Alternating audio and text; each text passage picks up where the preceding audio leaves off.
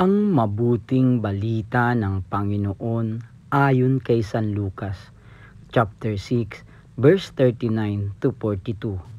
Noong panahong iyon, tinanong ni Jesus ang kanyang mga alagad ng patalinghaga, "Maaari bang maging taga-akay ng bulag ang isa ring bulag? Kapwa sila mahuhulog sa hukay kapag ginawa ang gayon. Walang alagad na higit sa kanyang guro. Ngunit kapag lubusang naturuan, siya'y magiging katulad ng kanyang guro.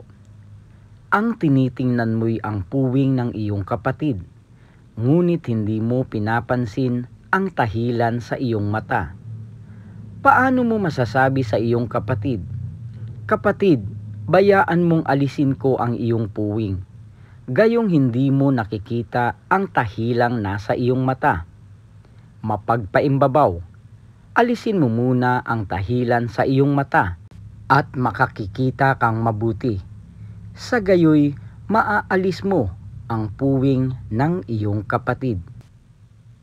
Ang mabuting balita ng Panginoon. Pinupuri ka namin, Panginoong Hesukristo.